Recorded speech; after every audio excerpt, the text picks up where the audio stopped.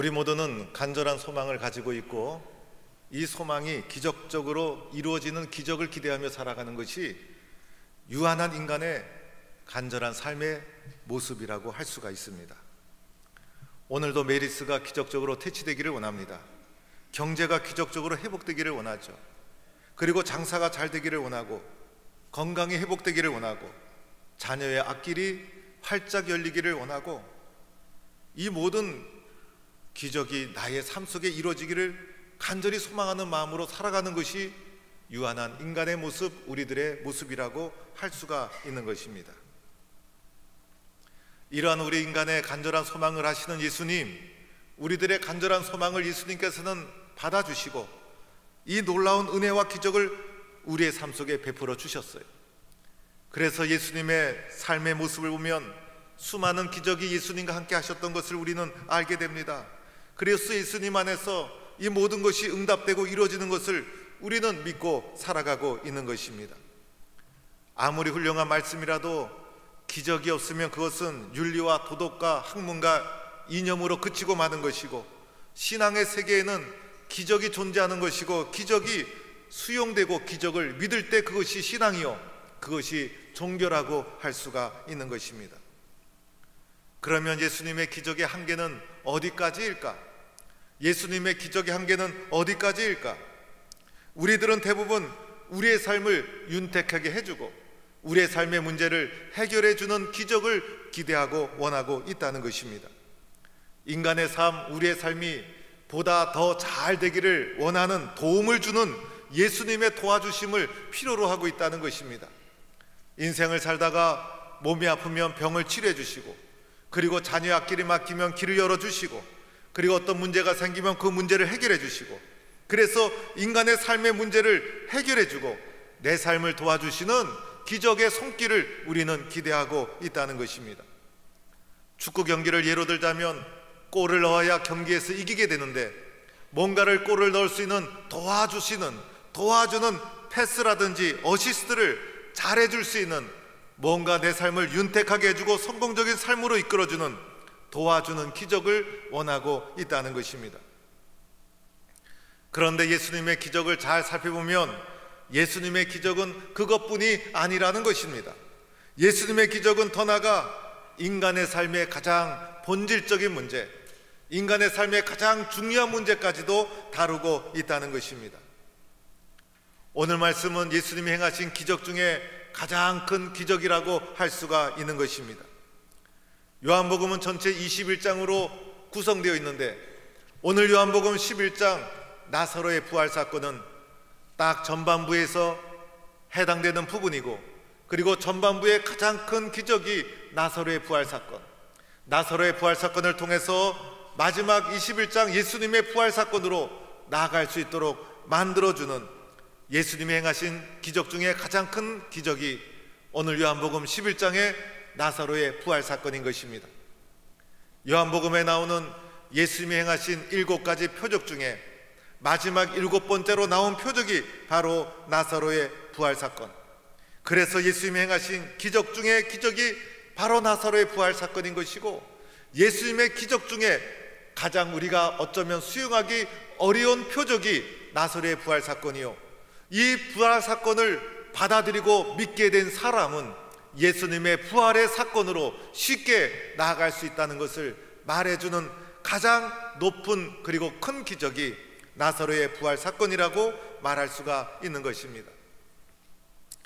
베다니에 사는 동네에 예수께서 사랑하시는 마르다, 마리아, 나사로가 있었습니다. 그런데 어느 날 나사로가 병들어 죽게 되었던 것입니다. 나사로의 누이 동생들은 예수님을 급하게 초청하게 됩니다. 예수님, 오셔서 우리 나사로를 살려주세요. 그런데 예수님께서는 어찌된 일인지 그 병은 죽을 병이 아니다, 나사로는 죽을 지경인데 예수님은 그 병은 죽을 병이 아니다 라고 하면서 오시지 않는 것이었습니다. 더하여 예수님께서 말씀하시기를 그 병으로 말미암아 하나님의 아들이 영광을 얻게 하려 하심이라, 알 듯 모를 듯한 말씀을 하시면서 지체하고 있는 것이었습니다. 예수님이 지체하는 사이에 그만 나사로가 죽고 말았습니다. 나사로가 죽고 나서도 예수님 금방 오시지 않았죠. 이틀을 더 지체하다가 예수님께서 베다니에 오게 되었던 것입니다.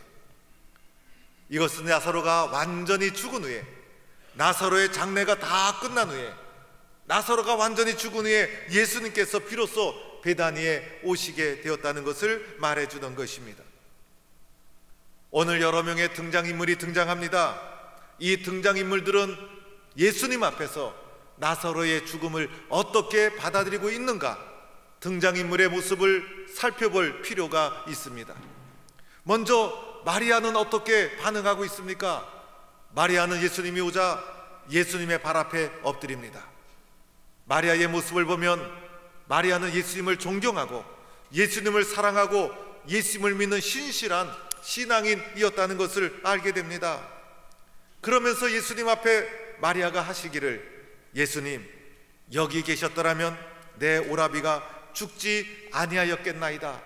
이렇게 마리아가 예수님께 말하고 있다는 것입니다. 마리아는 예수님의 능력을 믿었던 것이에요. 그래서 예수님 일찍 오셨더라면 우리 나사로는 절대로 죽지 않았을 것입니다. 예수님께서 일찍 오셨더라면 나사로를 분명히 살렸을 것입니다. 예수님은 나사로를 살릴 수 있는 능력이 있습니다. 그래서 예수님의 능력과 예수님의 치유의 능력을 마리아는 믿었다는 것입니다. 마리아는 믿음이 좋은 여자였고 예수님을 신실하게 믿는 신앙인이었다는 것을 우리는 알게 되는 것입니다. 그런데 마리아의 말씀을 잘 보면 이제는 끝났다는 것입니다. 이유는 나사로가 죽었기 때문이었어요. 예수님 너무 늦게 오셨어요. 이미 나사로는 죽었고 이제는 소용이 없어요. 나사로가 살았을 때 예수님 오셨더라면 나사로를 어떻게 살릴 수 있었을 것입니다. 그러나 예수님 이제는 너무 늦었습니다. 좀 더 일찍 오셨더라면 얼마나 좋았을까. 나사로는 이미 죽어버리고 말았어요 라고 하면서 마리아는 나사로에 대해서 포기하는 마음을 가지고 있었다는 것입니다. 마리아의 한계가 무엇입니까? 예수님을 믿고 신실한 신앙이었음에도 불구하고 마리아는 죽음을 넘어서지 못하고 있었다는 거예요. 인간의 한계를 그대로 노출시키는 마리아의 믿음의 모습을 우리는 발견하게 됩니다. 또 하나의 등장인물이 있죠. 마르다라는 인물이었습니다. 마르다는 또한 오늘 말씀 속에서 어떻게 나사로의 죽음을 반응하고 있습니까? 예수님께서 무덤으로 향하여 가자 마르다가 예수님의 가는 길을 가로막습니다. 그리고 마르다가 이렇게 말하죠. 주여, 죽은 지가 나흘이 되었음에 벌써 냄새가 나나이다. 예수님, 마르다가 죽은 지 나흘이나 되었습니다. 예수님은 눈물을 흘리면서 나사로의 무덤을 향하여 가고 있는데 가는 길을 마르다가 가로막으면서 예수님, 이제 그만합시다. 죽은 지가 나흘이나 되었습니다. 예수님이 나사로 사랑하는 마음 알겠습니다. 그러나 이제 모든 것이 끝나지 않았습니까? 이렇게 마르다가 예수님이 가는 길을 가로막고 있다는 것입니다. 마르다도 마리아처럼 예수님을 사랑하는 사람이었고 예수님을 믿는 사람이었고 신앙이 훌륭했음에도 불구하고 마리아와 큰 차이가 없는 모습을 보여주고 있는 것이고, 인간의 한계, 죽음의 문제를 넘어서지 못하는 믿음의 모습을 가지고 있다는 것입니다. 오늘 말씀에 나오는 또 한 사람이 나오죠. 그 사람은 어떤 사람들이라고 표현되어 있습니다. 이 사람들이 이 모습을 다 보고 이렇게 말합니다. 맹인을 눈을 뜨게 한 사람이 그 사람은 죽지 않게 할 수 없었더냐. 여러분, 맹인의 눈을 뜨게 하는 것은 살아있는 사람을 눈뜨게 할 수 있는 것이죠. 살아있는 사람을 일으킬 수 있는 것이에요. 그러나 이제 나사로가 죽었으므로 모든 것이 끝났다는 거예요. 나사로가 살아있을 때 좀 더 일찍 오셔서 살아있는 나사로를 살릴 수 있지 않았느냐. 그런데 이제 나사로가 죽은 다음에 온들 무슨 소용이 있느냐. 모든 것이 끝났다고 말하고 있다는 것입니다. 나사로가 죽지 않았더라면 예수님이 오셔서 그를 위해서 기도도 해주고 뭔가 나사로를 위한 치유의 행위를 했을 텐데 지금은 너무 늦었다는 것이에요.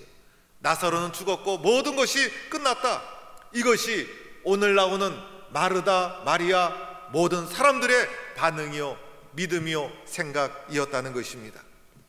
그런데 오늘 우리는 이러한 모습 속에서 나의 모습을 발견하게 됩니다. 우리의 모습을 발견하게 됩니다. 저와 여러분의 모습이 또한 이와 같은 것이 아닐까? 우리는 다 이렇게 예수를 믿고 이렇게 예수를 따라다니고 있는 것이고, 이렇게 생각하고 이것이 상식이고 이것이 우리의 믿음의 모습이라고 할 수가 있다는 것입니다. 그러나 여기에서 우리의 믿음이 끝난다면, 여러분, 우리의 믿음이 여기서 끝난다면 이것은 참 진리가 아닌 것이죠. 그리고 이 정도의 믿음은 다른 종교 안에도 내포되어 있다는 것입니다. 예수님은 이 죽음의 문제에 대해서, 나사로의 죽음에 대해서 어떻게 반응하셨으며 우리에게 어떠한 신앙과 믿음을 요구하고 있는가를 보아야 한다는 것입니다. 먼저는 오늘 말씀 속에서 예수님은 어떤 분이신가를 우리는 살펴볼 필요가 있습니다. 예수님은 어떤 분이십니까? 예수님은 우리의 아픔을 공감하시는 분이시라는 거예요. 예수님은 우리의 슬픔을 못 본 척하는 분이 아니라는 것이에요. 예수님께서 어떻게 하셨습니까? 마리아가 울고 함께한 유대인들이 우는 것을 보시고 예수님 심령에 비통히 여기셨다고 말씀하고 있어요. 그리고 그것을 불쌍히 여기셨다는 것입니다. 예수님께서 또한 눈물을 흘리셨다고 하는데, 그 눈물은 예수님의 두 눈에서 주르륵 흘러내리는 눈물이었어요. 너무나 슬퍼하시는 마리아와 그 가족의 슬픔을 예수님은 깊이 동참하시면서 가슴 아파하시고 비통해 하시고 눈물을 흘리시는 것이 예수님의 모습이었어요. 예수님 마리아에게 가서 그냥 있을 수가 없죠. 나사로가 어디 있느냐? 나사로의 무덤을 향하여 가시게 되었어요. 무덤을 향하여 가시면서도 또다시 너무나 슬퍼서 마음속에 비통히 여기시는 그들의 깊은 슬픔을 공감하시는 분이 예수님이라는 것입니다. 여러분, 예수님은 우리의 문제를 이해하시고 우리의 슬픔을 이해하시고 우리의 슬픔에 동참하시고 우리의 부족함을 아시고 우리의 연약함을 아시고 우리를 절대로 책망하지 아니하시고 공감하시고 함께 슬퍼하시고 함께 눈물을 흘려주시고 함께 울어주시는 분이 우리가 믿는 예수님이라는 것입니다. 때로는 죽음 앞에서 절망하고 슬퍼하고 탄식하는 것이 인간의 모습이죠. 이것을 그냥 보고 있지 않다는 거예요. 우리의 슬픔을 공감하시고 우리와 함께 울어주시고 우리와 함께 눈물을 주르륵 흘려주시는 분, 이분이 내가 믿는 예수님이라는 거예요. 예수님은 나와 관계없는 분이 아니죠. 철저하게 나와 관계가 있으신 분이시고 나를 사랑하시고 나의 아픔, 나의 한계, 나의 문제를 가슴 아파하시면서 공감하시고 눈물을 흘리시고 비통해 하시는 예수님의 모습, 예수님이 바로 이렇게 우리의 문제에 함께 동참해 주시고 있다는 것입니다. 특별히 인생을 살면서 우리가 넘을 수 없는 가장 큰 문제, 죽음 앞에서 우리가 얼마나 탄식하고 슬퍼합니까? 그러나 그 슬픔 속에 나 혼자 버려두지 아니하시고 예수님께서는 죽음 아래 신음하며 살아가는 우리들의 문제를 공감해 주시고 우리의 슬픔에 동참해 주시고 우리와 함께 눈물을 흘리시는 분, 이분이 바로 내가 믿는 예수님이라는 사실을 우리는 믿을 수 있기를 바랍니다. 따라서 우리는 슬픔이 있어도 외롭지가 않아요. 아픔이 있어도 외롭지가 않아요. 그리고 어떠한 슬픔이 찾아와도 그 슬픔 가운데 주님이 함께 하신다는 것을 우리는 믿어야 하는 것입니다. 그런데 예수님은 단지 공감하고 단지 위로하는 데서 끝나지 아니하셨죠. 공감하시고 함께 슬퍼하시고 함께 눈물을 흘리신 후에 우리의 믿음을 주님이 원하시는 믿음으로 이끌어 가게 되는 것이에요. 주님이 원하시는 믿음이 무엇이었습니까? 주님이 오늘 나사로의 문제를 해결하면서 우리의 믿음이 주님이 원하시는 믿음을 향하여 나아갈 수 있도록 도와주시는 것입니다. 주님이 나사로의 죽음의 문제를 해결한 문제 해결의 길은 말씀과 믿음이었어요. 예수님께서 계속해서 말씀을 강조해 주고 있죠. 오늘 말씀 40절에도 내 말을 내가 믿으면 하나님의 영광을 보리라. 예수님의 말씀을 믿으라는 거예요. 지금 예수님의 말씀을 믿으라는 건데 지금 상황이 어떠한 상황입니까? 나사로의 죽음 앞에서 예수님의 말씀을 믿으면 아무리 큰 절망이 찾아올지라도 예수의 말씀을 믿으면 하나님의 영광을 보리라 라고 하면서 예수의 말씀을 믿을 것을 요청하고 있다는 것입니다. 또한 무덤에 가서도 돌을 옮겨 놓자 예수님께서 하늘을 우러러 기도하시기 시작했죠. 하나님, 내 말을 들으신 것을 감사하나이다. 예수님이 하시는 말씀은 하나님이 그 말씀의 출처가 되는 거예요. 그래서 예수님의 말씀은 하나님으로부터 기인한 것이고, 예수님의 말씀은 하나님이 항상 들어주시는 예수님의 말씀의 권위가 어디에 있는가를 분명히 보여주고 있다는 것입니다. 그리고 예수님께서 이렇게 말씀해 주셨죠. 항상 내 말을 들으시는 줄 내가 알았나이다. 예수의 말씀을 항상 하나님이 듣고 계신 것을 예수님은 다 알고 계셨던 거예요. 그래서 예수님께서 이렇게 계속해서 말씀하십니다. 그러나 이 말씀을 하옵는 것은 둘러선 무리를 위함이니 곧 아버지께서 나를 보내신 것을 그들로 믿게 하려 함이라. 예수님께서 이렇게 많은 사람이 보는 가운데 하늘을 우러러 하나님께 말씀과 기도를 드리고, 또한 하나님, 내 말을 항상 들으신 것을 감사하나이다, 이렇게 말씀하는 것은 둘러선 무리들, 마르다, 마리아, 그리고 둘러선 유대인들이 예수님의 말씀을 듣고 결과적으로 믿음을 가질 수 있도록 하기 위해서 예수님께서 말씀하고 있다는 것입니다. 이렇게 예수님은 계속해서 말씀과 믿음을 강조하고 있는 거예요. 그리고 마지막으로 예수님 말씀하시죠. 나사로를 향하여 말씀하시기를 큰 소리로 나사로야 나오라, 나사로야 나오라. 예수님이 나사로를 살리시는 과정 속에서 다른 행동을 하지 아니하시고 오직 말씀만 하셨다는 것이에요. 그 결과 어떻게 되었습니까?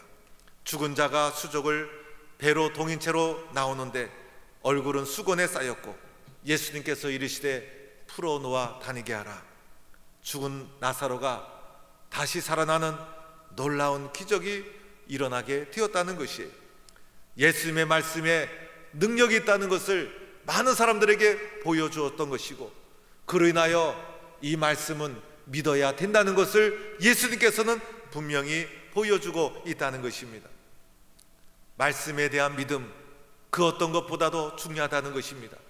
나사로가 살아나는 과정 속에 말씀과 믿음 외에는 그 어떤 것도 필요하지 않았어요.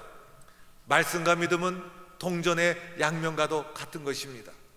그래서 말씀과 믿음은 뗄래야 뗄 수가 없는 것이에요. 말씀을 받아도 믿음으로 받아들여야 된다는 것이에요. 믿음 없이도 말씀을 들을 수가 있죠. 그러나 믿음 없이 말씀을 들으면 그것은 단지 지식에 불과할 것이고, 그 말씀은 아무런 능력도 우리에게 크게 역사하지 못할 것입니다. 말씀은 믿음으로 받아들여야 된다는 것입니다. 그런데 또한 믿음은 있는데 말씀이 없다면 어떻게 될까요? 그 믿음은 맹신이 되고 말 것이고, 그 믿음은 하나님의 영광을 드러내는 믿음이 아니라 어쩌면 다른 사람을 힘들게 하는 맹신과 착각이 될 수도 있다는 것입니다. 따라서 말씀과 믿음은 동전의 양면과 같은 것이고, 우리는 말씀을 믿음으로 받아서 말씀대로 될 줄로 믿고, 또 믿음 가운데 말씀의 풍성한 가운데 믿음의 삶을 살아가야 된다는 것입니다. 또한 오늘 예수님의 말씀을 통해서 말씀의 능력에는 한계가 없다는 것을 보여주고 있는 거예요. 한계가 있다면 내가 한계가 있는 것이고, 나의 지식과 나의 생각이 한계가 있는 것이지, 예수님의 말씀에는 한계가 없다는 것을 보여주고 있지 않습니까? 오늘 이 사건을 통해서 예수님이 나에게 요구하는 신앙이 무엇일까? 마르다와 마리아와 둘러서 많은 사람들은 예수님을 믿기는 했지만은 죽음이면 다 끝난다는 죽음 아래서 인간의 삶을 도와주는 믿음을 생각하고 있었지만은, 예수님은 나에게 요구하는 믿음이 이 사건을 통해서 무엇일까? 첫째는 예수님께서는 말씀과 믿음의 중요성을 다시 한번 우리에게 강조하고 있는 것입니다. 말씀을 믿어야 한다는 것입니다. 말씀대로 될 줄로 믿어야 한다는 것입니다. 말씀의 능력에는 한계가 없다는 것입니다. 말씀을 믿을 때 그 말씀이 능력이 되어서 내가 해결하지 못한 문제도 해결되는 것이고, 내가 이해하지 못하는 놀라운 사건도 말씀의 믿음 속에서 일어나게 된다는 것입니다. 그러나 믿지 못하면 아무런 능력도 체험하지 못할 것입니다. 말씀의 능력에는 한계가 없는 것이에요. 한계가 있다면 나의 생각에 한계가 있다는 것이에요. 또한 이 세상에 살면서 문제의 크기가 문제가 아닌 것이죠.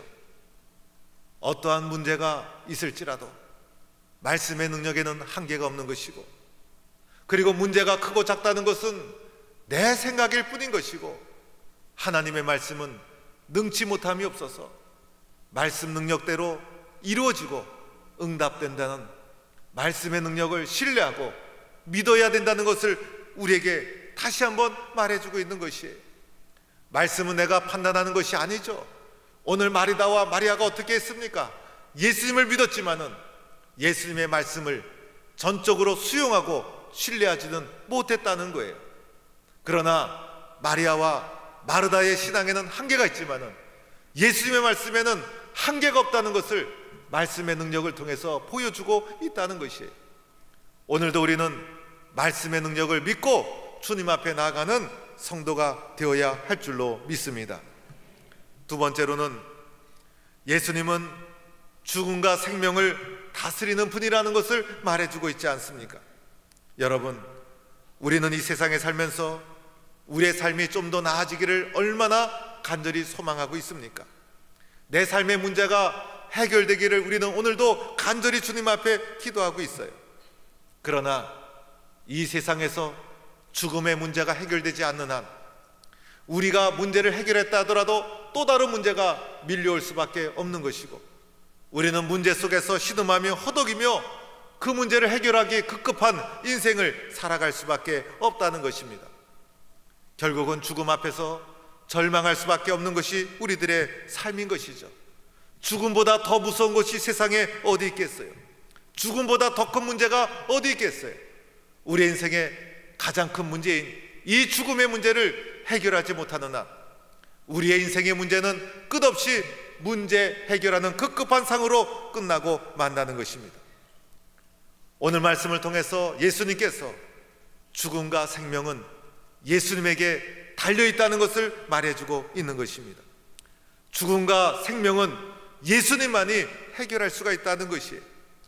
죽음과 생명까지도 주관하시는 분은 바로 예수님이라는 것을 말해주고 있다는 것입니다. 예수님은 우리가 인생을 살면서 삶에서 부닥치는 문제를 해결해 주시는 분이십니다. 그러나 예수님은 그것으로 끝나지 않죠.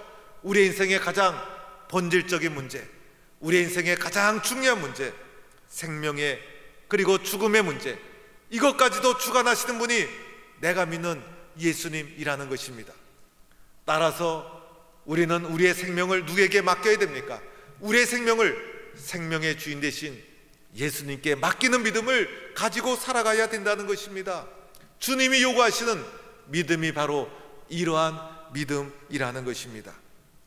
사랑하는 성도 여러분, 우리는 세상에 살면서 나의 문제가 잘 예수님 안에서 해결이 되어서 좀 더 윤택한 삶을 살기를 소망하고, 예수님께서 내 계획을 후원해주고 내 계획을 도와주시기를 원하며 살아가고 있습니다.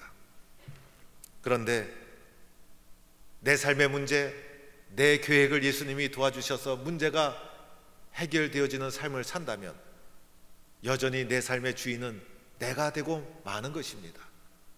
내 삶의 주인은 내가 되는 것이고, 단지 예수님은 내 삶을 도와주시는 분이시고, 이렇게 하다 보면 내 삶을 도와주시면 예수님이 감사하고, 내 삶을 도와주시지 아니하시면 예수님에게 섭섭하고 원망의 마음을 가지게 되는 것이 인간의 마음인 것이죠.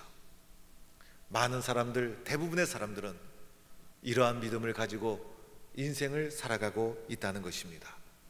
마르다와 마리아의 신앙도 이와 같았다는 것입니다. 그러나 우리의 가장 소중한 생명, 우리의 가장 소중한 영혼, 그리고 우리의 가장 소중한 인생, 주인 되시는 분은 바로 예수님이라는 것입니다. 그래서 내 인생의 주인을 예수님께 내어드리고 내 생명을 주님께 맡겨드리는 거예요. 그리고 주인 되신 주님 앞에 쓰여지기를 원하는 믿음으로 살아가는 거예요. 생명과 죽음까지도 주관하시는 분이 바로 예수님이시기 때문인 것이에요. 이렇게 살아갈 때만 우리가 부활이요 생명이신 예수님을 바르게 믿을 수가 있는 것이고, 이것이 바로 예수님이 우리에게 원하시는 신앙의 모습이라는 것입니다. 오늘도 내 생명을 위해서 아낌없이 모든 것을 내어주신 예수님의 십자가의 사랑, 이 사랑을 바라보면서 죽음 아래서 신음하는 삶이 아니라 죽음을 넘어 영원한 영광을 바라보며 말씀과 믿음으로 소망 가운데 예수님을 주인 삼고 쓰임받는 삶을 살아가는 성도가 되기를 주의 이름으로 간절히 축원합니다.